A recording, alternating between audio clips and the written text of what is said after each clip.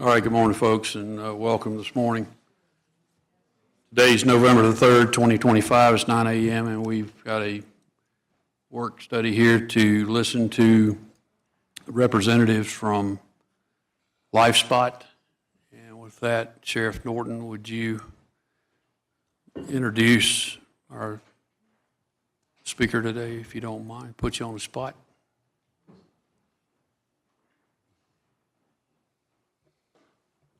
Good morning, Commissioners.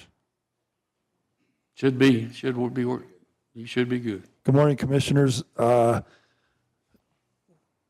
asked Mr. Titus to come and display his product to you, lifespot.app.com. It's a safety.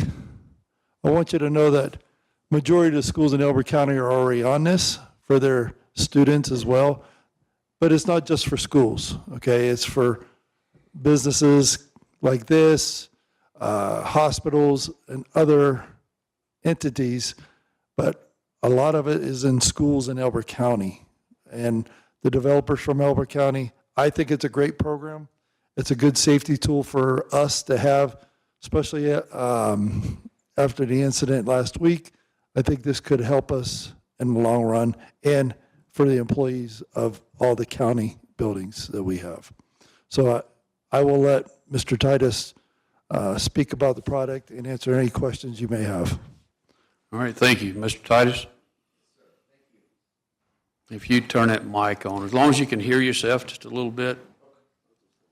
Yeah, that'd be great.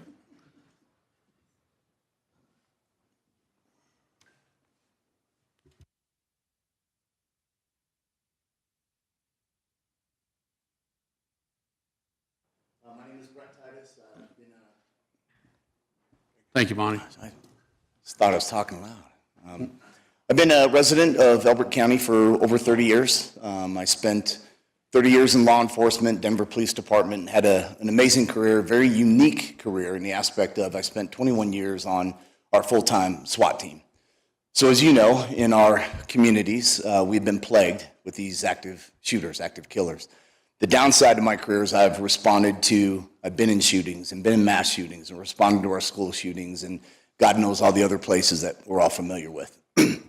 So that's where this was born, from actual boots on the ground experiences, because during those times, no matter where it was, whether it was the schools, the movie theaters, the grocery stores, there kept 7 of the same challenges kept popping up.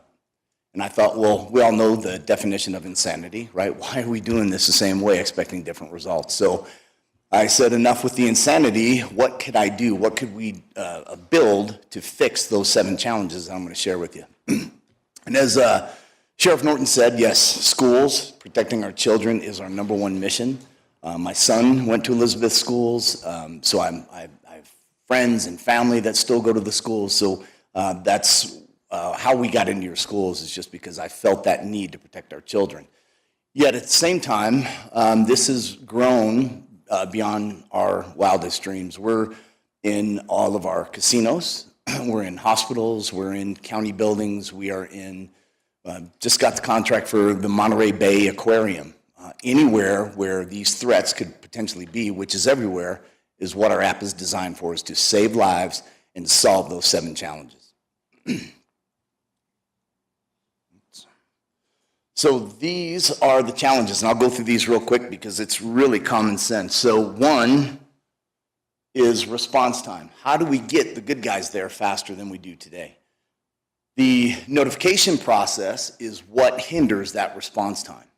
So you think about during a crisis such as an active shooter, who needs to know? Well, there's 5 groups. 911 needs to know, which we are, of course, already in Douglas County 911. The officers and deputies on the street need to know. Fire EMS, command staff, and most importantly, you and your staff at that location need to know. And the way that works today, it can be minutes, if not dozens of minutes, before anyone even knows. So that's going to be the huge challenge, is that notification. Location. Can't just give me an address. Can't just say it's this is the address, this is the building. Well, where at the building? What floor number? If you listen to, and it's hard to do so, the 911 recordings from the Nashville church school shooting, The teacher that got through said, the shooter's in the second grade hallway.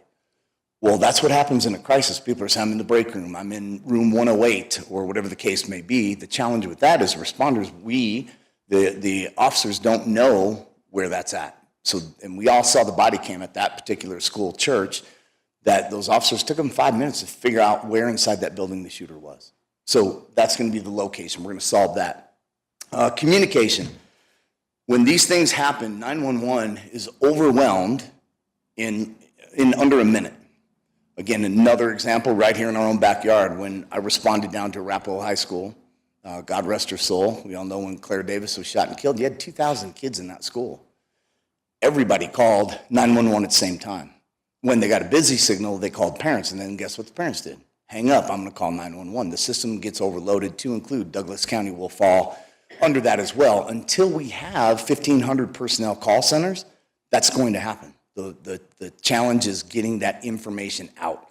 Not to mention getting the information in. The sheriff does not have all of your phone numbers to be able to call everybody inside, let them know what to do, what not to do, those things. So communication will come to a standstill during an active shooter event. The seriously injured, again, our community, I went to Denver SWAT February of '99, and we all know 2 months later was Columbine. And we all know what happened to the hero teacher, Dave Sanders, that was shot. Guys, bottom line, he should have lived, but we didn't find him for hours later, and he bled to death. So we need to know where the injured are at and go direct to injury and not waste valuable seconds searching around trying to find out where the injured are at. With our technology, a push of a button, law enforcement will be able to see where the injured are at and send the appropriate resources without having to search around and wait for people to bleed out. Armed identification, as we all know, our schools have armed staff. The challenge with that is knowing the good guys where the other good guys are at. So the good guys with guns need to know when law enforcement's there. Law enforcement now has direct, instantaneous communication with all of the armed staff, and also be able to GPS, real-time GPS, and see where they're at on that map. So we've solved that challenge of good guy and good guy confrontations that we know we've had, unfortunately, here in our backyard as well. And then finally, the reunification process. Guys, when all of this is done, it's already chaotic, it's already scary.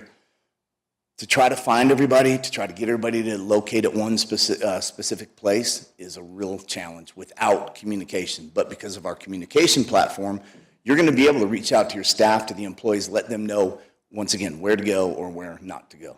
So those are the 7 challenges that we solve in a very simple to use phone app. And the reason we decided to put it on the phone is because I think in today's day and age, we'd all agree, we don't go anywhere without our phones. They are strapped to us 24/7. So instead of panic buttons and buttons that may be across the room or down a hallway, that phone is strapped to us 24/7. So that's why we made it cellular. Now our system runs off of cellular and Wi-Fi, so even if your signal's kind of weak and not so good, it's going to pick up the strongest signal. And our bandwidth is so small that it's equated to 5,000 users on our system at one time is less bandwidth than one person watching a YouTube video. So the chances of our system getting overloaded, I would respectfully say almost impossible. Never say never. So that's what it looks like. It just sits on your phone. You download it. We're on both Apple and Android. Guys, what we do is we're going to geofence the locations. So this only works for your staff, whoever you decide, the county team, and it only works when they're at work. So they cannot use it at home. Again, the sheriff would probably throw me out of here if this thing was going off for every single call that went on. So it's only when they're at work and only for your employees. So that way it's minimizing the amount of time this thing, it should never go off. Let's pray it never goes off. So it sits on your phone. Your staff will perceive that threat, and they're going to activate, they're going to open up the app. When they open up the app, the first thing they're going to see is the word focus. Now, we chose that specifically. In a crisis, what do we tell people don't do? Panic? Then why in the heck would we put that word right in front of them? Panic. So we chose focus. We want you to focus. Believe what you're seeing, hearing, and feeling. Focus at the task at hand. That's going to help promote calm. You're going to press that focus button, slide it down, and you're going to hold it for 3 seconds. And it clearly tells you on the top, you are alerting law enforcement in 3, 2, 1. When that expires, that person is calling 911. So we haven't changed anything. We still need to get through to dispatch and give other valuable information. But here's where we have revolutionized that notification process. When that 321 expires and that person is communicating with 911, all 5 of those groups are notified. Guys, that's in less than 5 seconds. No more in a minute. Even if you look at the recent shooting up in Evergreen, before the cop even got it, it was about 6 minutes before the cop even got it. Now they're going to get it in less than 5 seconds and head to help. The rest of your staff, that last screen there, we do have the capability of putting in, that'll be customized for floor 1 or floor 2. So you'll have that customized as well per building. The rest of your staff will receive a very distinct audible alert. And guys, it's annoying. We made it specifically. You're not going to mistake our alert for anything else. It's going to go off. You're going to open up the app, and we believe in empowerment. We need to empower our staff to make better educated decisions in a crisis. You can't lump everybody under one umbrella anymore. So to do that, we have to provide more information. So you get the alert, and if you're in a meeting and your phone, your volume is down, we have the capability, both Apple and Google have granted us permission, so they basically equate us to an Amber Alert. So if your volume is down, you're in a meeting, it's going to go off, let you know there's an active killer. Yes, sir. Quick question. So what if your phone's on silent? Will it still alert? Yes, sir. Okay. Yes. Yep. The alert goes off, and we provide now more information than has ever been done before. So you're going to open up your app, you're going to see your location, a Google Earth view of this location. That red shaded circle is the approximate location of where the threat started. So you're going to see, you're going to at least know, and that's about a 35-meter radius, because we understand that the threat can move, but at least these guys and you guys are all going to know it's in that portion of the building. And you're also going to know what floor number. Yes, sir. So that radius is of the person who pushed the... Correct. Yes, sir. Yes. Yep. The yellow dot is going to be your location. So you're going to be able to see where you're at in relation to the threat, and you're going to be able to make a decision. Am I going to fortify, or am I going to flee? Yes, sir. Quick question for you. Now, you were talking about the geofencing. So let's say Road and Bridge, the guys are out somewhere in the county. Yep. And they hit the button, I'll call it the focus button. Are they still going to be able to get the alert, or does it have to be within that geofencing? No, great. Yes, sir. Great question. No, the way we've designed it, now you think about bus drivers. That's where this came from, bus drivers. Coming in, yeah. They will receive the alert. You guys will receive an alert anywhere in the country, and I mean that literally. I was on a United flight at 35,000 feet, and the darn thing went off. So it goes off everywhere. But that's so you don't drive into that bad situation. So you're That was my point. Yes, sir. Yeah, Yep. okay. Yep. Exactly. So you lost me real quick. The yellow dot would be where you're located. Correct. But you just said the red circle was where the focus button was pushed. So Correct. If you're the one pushing the red, or the focus button, why wouldn't it be at the yellow dot? If you push the focus button, you're in the dead center of that red shaded circle. If you're not, then you're the yellow dot away from it. Okay, yes, sir. Okay, gotcha. When you select that status, that flee or fortify, that instantly goes to law enforcement. You're going to pop up on their screen as a dot, and I'm going to show you where that goes here in just a second. Of course, it'll be in dispatch, has it as well. And when you hit fortify or flee, that sets your status. Then it goes to the communication screen. You have 911, chat, and injured. 911 is just that. You don't have to leave our app, find your dial icon, just hit 911, it'll take you to 911. 911's busy, and you have that life and death information. Could you imagine getting that busy signal? I mean, I've heard the stories. I've interviewed the survivors that tried to get through and couldn't. So that's when you hit the chat box. You hit the chat box, your keyboard pops up, and again, the reason it's a chat is different bandwidth. It's a heck of a lot smaller, as I just mentioned, than a simple text. And it's instantaneous. It's a millisecond because of that bandwidth is so small. The message goes directly and only to law enforcement. And then law enforcement, you see that bubble on the chat box right there with the number 1? That means you have one message from law enforcement. Now, we're very specific on that. Any information coming in from LifeSpot is 100% reliable because the only ones that can send chats are law enforcement. You guys cannot see each other's dots. You cannot communicate with each other. So any information is coming directly from law enforcement. For the obvious reasons, phone gets in the wrong hand, disgruntled employee, it does them no good to do anything with it because they can't communicate. The next communication is the injured. You simply press that button. 911's busy. You're injured. Somebody that you're with is injured. You hit that button, you verify it. Yes, your dot goes from yellow to red. Once again, showing up on law enforcement screen, letting them know directly where those injured are at. We go direct to injury. So that's it for your users. When law enforcement gets the alert, 5 seconds, they're going to hit respond. It does two things. It instantly sends the users, you guys, an alert saying police responding, and it even tells you how far away they are. Once again, providing more information to help promote that calm. You know there's a shooting, something bad's happening, you're getting a busy signal, and you're like, man, did they even know? And you look at your phone, and it gave you police responding, and they're 4 minutes out. Hopefully 4 seconds out. When they arrive, it's also going to tell you police arrived. As soon as they get in that geofence. Again, the more information that we can share with you, the more calm it's going to promote. So that's why we're giving as much info as we can. And then finally, that's what what we call the commander. This would be the sheriff, his designees, leadership in the sheriff's department, and of course we are in Douglas County Dispatch. So it's on their laptop, they have it in their computers in their car, so we can pull this up anywhere and manage a scene. This is back in the day, and both the sheriff and undersheriff will tell you, we used to set up command posts. Even in Denver, full-time team, the fastest command post I've ever seen was about a half hour. We didn't have time for that. Now it's a virtual command post.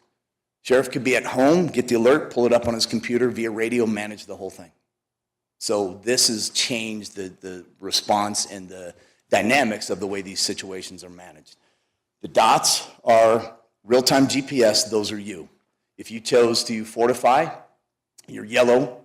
Green means you chose to flee.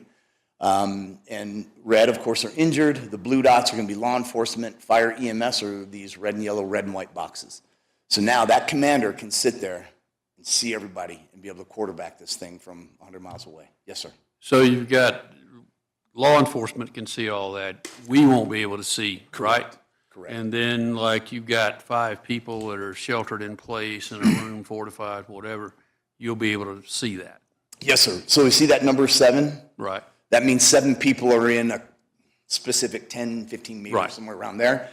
What's really cool is these guys can zoom out and get one big, giant circle that says 62. So I know there's 62 people in the high school. Or zoom in to individual, and I can see how many individuals are in there too. I was just concerned if somebody dropped a phone or worst case scenario, but anyway, the individual, the suspect got the phone and would be able to see where you're at, but Yes, that's sir. not. Yeah, good point. Yep, exactly why we designed it that way. Most of these are disgruntled employees, or they've done their due diligence. We've seen their manifestos. Even if they know how the system works, it doesn't do them any good because these guys are the only one that has that knowledge. The messaging, your chats come into the right, and you'll see the first one. And one of the things that the sheriff's office and dispatch will do, so we already said we're on our way with a 3-minute ETA. Okay. When dispatch gets it, they're going to send another message saying, stay calm, we're aware of the situation. Once again, just anything to help promote that calm. The second message down, you'll see it says, it may say, I'm in the coffee room, break room. We don't need to put that anymore. So now what we're teaching, all you have to do is put the word help or shooter, something that commander will see that word. When they see just that word, they click on it, and that's where that box pops up showing who sent it. So we have solved that challenge of where's the shooter when communication comes to a standstill. We now know and how to track that shooter from people inside giving us that information without saying coffee room or second grade hallway or any of those. It just doesn't matter. All you got to do is put the word shooter, law enforcement clicks on it, and it shows me where that person's at that sent it. So we've solved that huge challenge of being able to track that shooter. And then finally, as you can see, the obvious communication. For reunification, it's much easier because you can see everybody now. So if you open your app in the geofence and run a mile away, you're still GPS, and can still see you even outside of the geofence.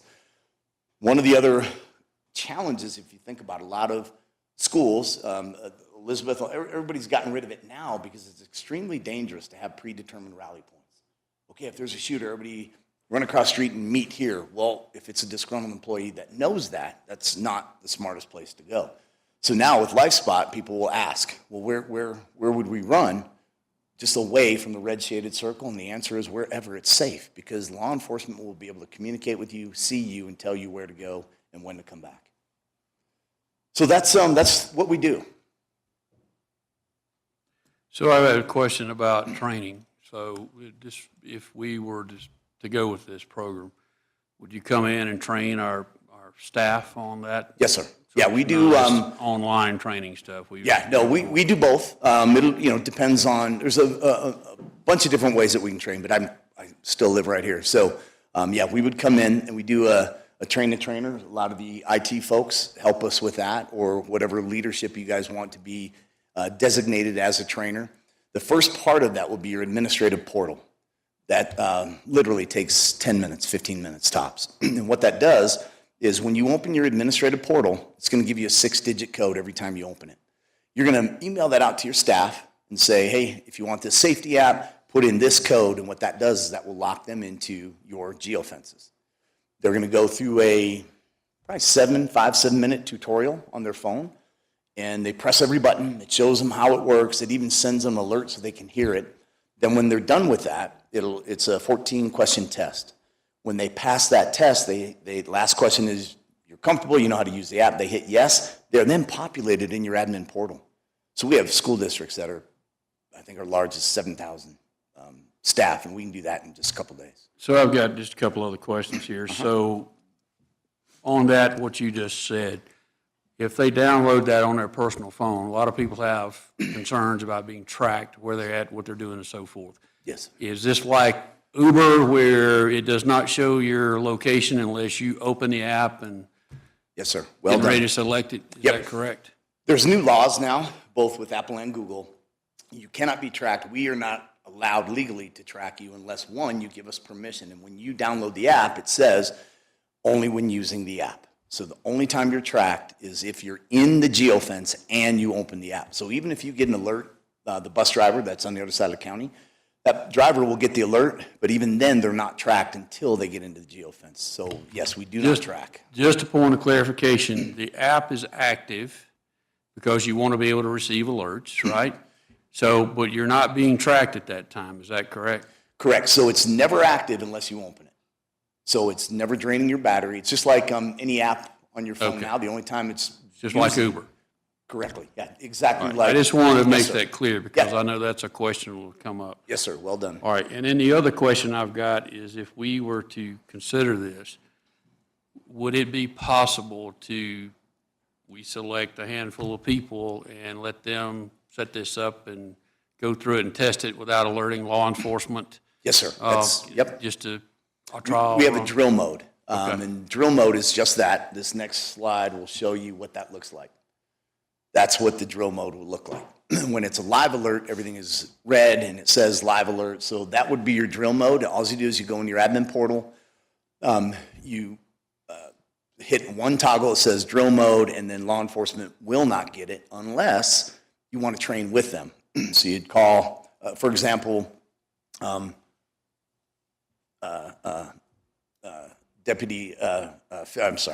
Sheriff Fisher. Every time the school goes off, he's always training with them. So he just puts his phone on receive drills. So that way, when the school set it off, he gets it and he can then help train with the school. So I noticed that. 'Cause I would envision at first we would want to get used to it, and then if we were to do this, then we would work next level, work with the sheriff's office, and then maybe go live, if we were to do that. Sure. But again, I think that's all the questions I got. Commissioner Buck, you have any questions? Just wanted to clarify. You said if you are outside of the geofence, someone inside the geofence pushed the focus button, you would still be notified and it would still be similar to an Amber Alert? Let's say I think the example you used was you were on the plane and it still goes off. Yes, sir. Yep. So is there any way, I guess, I don't know. It's just if you're on a plane, I mean, I don't know what'd you do when you got that? Just sat and listened to it for however long it went? No, yeah. So first thing I did was extremely embarrassed and scared the heck out of everybody. So that was terrible on my part. But you can pause your app. You can shut it off, just like you can any other app. And I should have done that. So yeah, if you choose to, I can't imagine who wouldn't want to know something bad was happening in the county. But yes, you can shut But that off. airplane mode would have shut that off. Or you shut your phone off. Now you're getting me in trouble. No, I was not in airplane mode either. So I was doing all kinds of bad stuff. So But I would think if you were connected to the Wi-Fi on a plane, it I would was. still. Yes. Yeah. So, but you do have the capability disable it. of just shutting it off. Yeah. Just pause the app, or depends on your phone.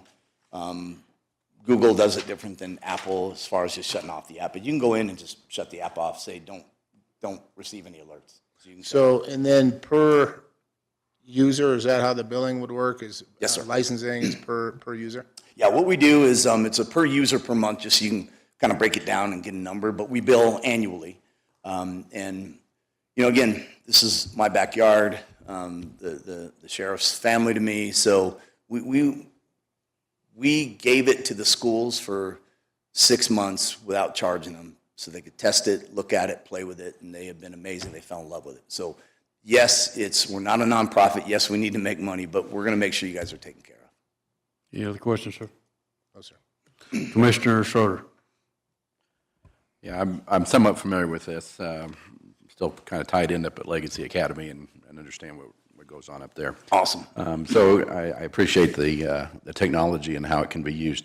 My question is, and as I've accounted correctly in my head, we have 7 different buildings here in Kiowa where we have employees. I'm assuming you can, many of these employees here are in multiple buildings throughout the day, coming here, going somewhere else, whatever. I assume that the app will be able to hit all of the 7 geofences where they might be, so it wouldn't matter. Great question. Yep, you can assign one phone to as many geofences as you want. For example, the sheriff will get an alert at any of the schools, of course, anywhere in the county. Your phones would be the same way. That's a simple toggle. Yep, assign that person to this school, and then that's it. So if say our county manager is visiting over at HHS and there's an event, he'll get a location for being over there, whether the event's here or at the SEB or wherever it may be. Correct, yep. You can activate it at all 7 of your locations, and you will receive anywhere, again, in the world or in the country when that goes off at any of those 7 locations. Okay, very good. That's the only question I had. Thank you, sir. One follow-up question. How long have the schools been using it? Over a year? I think so. Oh, yeah, it's true. Elbert Schools, over 3 years, almost 4. Agate is about the same. Elizabeth is just over a year. Okay, just curious. Yes, sir. Okay. All right. I don't think we got any other questions. It looks like a good program. Yes, ma'am. Come on. Yeah, absolutely. So if you were an individual that received the alert, like many of our departments, would there be a different message come across for different scenarios? Or would we get the message, do we shelter in place? Do we evacuate? Do we find a secure place in the building? Nobody move, lock your doors? Do we get, who communicates that to us? That will be the law enforcement. Yep. Even with different scenarios for, like, maybe fairgrounds people, okay, everybody's staying in, there's somebody outside the other buildings, maybe find a secure place. I don't know, there could be different messages. Do we get those messages? Yes. And Sheriff, go ahead. Can you go back to that slide where it shows the different, Which one, sir? go back toward the front and it shows the different, like fires, it's, if it's, stop. That one? Oh, you passed it. There you go. I think does that answer sort of help your question, or but you're talking more specifically like shelter in place and Yeah, there that could kind. be different messages, and I didn't know if the individual that received that emergency message was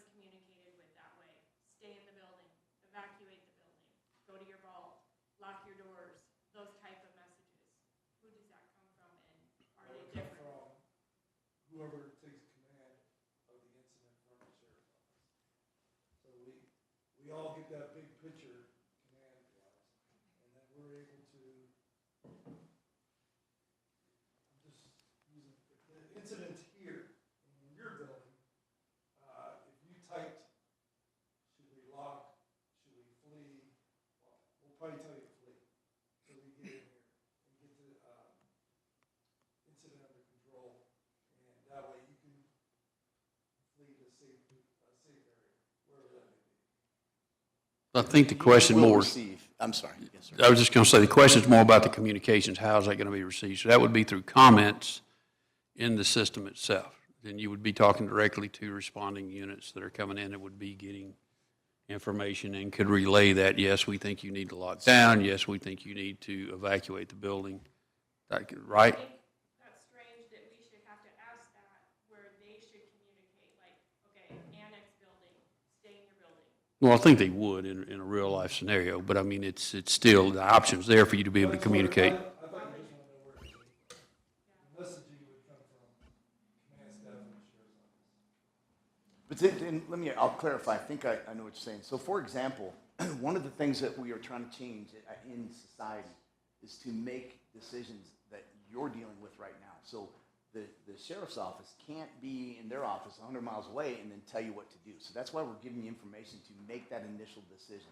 Now, I'll share with you one of the several challenges, as we all know at Uvalde. One of the biggest challenges, there was no way to communicate. So when they had the shooter in the room and they were doing whatever it was that they were doing, they were trying to evacuate everybody else. They couldn't get anyone else to come out because no one believed it was the police. So they wouldn't open the door. So now you're going to get that message saying, hey, we are outside your door. We're in the hallway. You need to come out right now. Or stay where you're at. If you're locked down, if you're fortified, then stay where you're at. So they will have that communication. But anything that comes in on your phone from LifeSpot is from them, so it's credible. So could you imagine if we'd have had that at Uvalde, said, come out right now, instead of they were smashing windows, pulling children out of the back of the school because they couldn't communicate with anybody. But you will know as much info as they are able to provide. Does that help? Quite truthfully,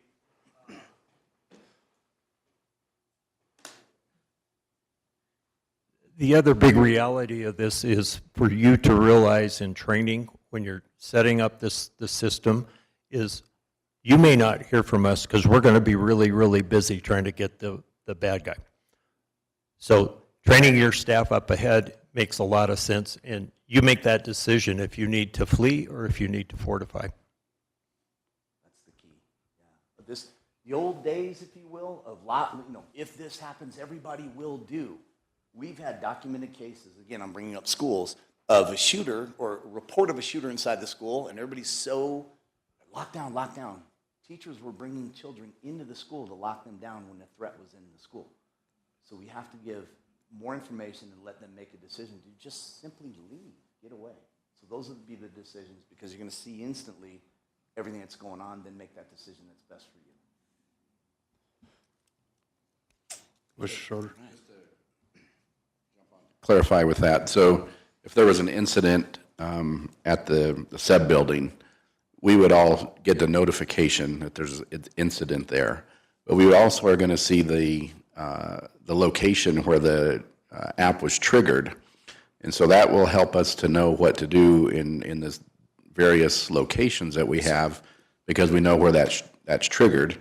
Evident on top of that, then you also know where in the building that was triggered from as well. So everybody should be at a glance be able to look at their phone, see which building it was triggered from and how close it is to your location, and then make an appropriate decision. Well said. Yes, sir. Yes, sir. All right, any other questions? I don't have any other questions, sir. All right, well, thank you Gentlemen, for your thank you. presentation today. We appreciate it very much. Before you go, anybody else, real quick? Give you an opportunity. Yes, ma'am.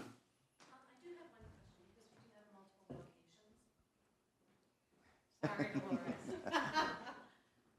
Thank you. Because we do have multiple locations. So for example, I'm in a building that's shared with a business, and then we have businesses around us. So if there were an incident, how could we be sure that the people around us are kept safe as well, even if they're not members of the county? Yeah, so we don't make the decisions of who gets put on the app. So one, it would be the sheriff that determines what locations. So we do have, again, we have private companies, entities that use it as well. So if they wanted that protection, then they would have to purchase the So app we as can well. make them aware of that, and then they Yes, could ma'am. make that decision. Yes, ma'am. Yep. Thank you. Yes. Just to follow up with that, for a geofence, that building, complete building, not just our portion of the building, could be included in that geofence if we wanted it. Absolutely, yeah, and we would suggest that. We make the geofences, we will come to you and say, does this look as big as you want it? And then, of course, we clear it with the sheriff and just say, does that look right to you guys? For example, Gilpin Schools, there's a 100-acre property that they own that they take the kids out for walks right behind the school. We geofence the whole thing, because if they're out there, and I mean, a bear attack or something, my God. So, yeah, we can make the geofence, we can do the whole county. So for a shared building, in Dolores's instance, it'd be perfect. Yes, Just sir. do the geofence around the whole building. Yeah, I would even say, put it around, it's up to the sheriff, but put it around the whole block. I mean, if somebody's out for a walk and they, God forbid, see a gun heading towards a building, set it off. So, yeah, we have entire counties, every school, every city building, the daycare center, domestic violence center, the senior living center, every single place in the county is on our technology. So it's just safe. I don't know if you can say or not, but like, do you have any other counties our size or comparable to our size that you're? Several smaller. Our largest client is San Antonio PD. So we're, Okay. 400 or 500 locations in around San Antonio. Then we have, we're in Weld County, a lot of the rural areas as well. So everything in between. Okay, thank you. We've mainly discussed on violent incidences and what happens with that. Does this also, was it used for medical emergencies, falls, anytime that you would normally call 911, the app can be used? Great question. You know, I've tossed and turned over this, and when you think about a crisis, you have to keep it simple. And what we've found is if you have was it a fire, is it an injury or something else, that's far too much. And we're not losing people because 911 is overloaded during medicals and things like that. So to answer your question, no. We are here to solve that one biggest challenge, and that's losing people in our communities from violence. We say active threat, as you saw, because it doesn't necessarily have to be a gun. But if you are in fear of bodily injury, death, then that's what the app is for. So, but I appreciate that question, because I get asked that a lot, and I'm not sure if that's the right thing to do. There are some technologies, again, that it's a scroll down. We don't have time to scroll down, and God forbid, if you're being shot at, now think about that. You're being shot at, and you want to hit a button, and you hit the fire button. Now you're evacuating all those folks into where the shooter's at. We're just going to stick with that one thing that we want to solve, and that's loss of life. I'd agree with that assessment, because too, the other thing, we don't have many emergencies, but if we had medical emergency, somebody fell today or slipped on the ice or whatever, the first thing, I'd get tired of the thing buzzing and I'd turn it off. Yes, sir. Yeah. So, I mean, this Fatigue. needs to be set there for serious, life-threatening issue. Yes, sir. Thank you. And also in that instance, 911 shouldn't be overwhelmed. Right. Absolutely. You should be able to call them. It's an isolated incident, health-related, potentially whatever that incident is, just call 911. They should be able to handle it. Yes, sir. Yep. Thank you for reaffirming that, because, I get asked that question. So I assume then that'd be part of training, what type of incidences we Yes. should use on this. Yes, sir. Because the last thing I'd want somebody to do is be wondering whether or not to activate the app or not on whatever whatever they're witnessing. Yes. So I assume the training covers Yes, sir. what to do. I think we do a good job of being specific about serious bodily injury or death. That's what it's used for. And even to the point of you don't have to wait, and I think the sheriff would agree, we don't have to wait to see what's going to happen. So if somebody's in one of your offices very angry, even threatening, set it off, because you don't want to wait till they start picking things up and hitting you with it or pull out a gun. So we've had them used for threats of violence. Again, that's where we're in all of our casinos, because, of course, they go in, lose all their money, and they get really drunk and threaten the staff. So they use it up there all the time.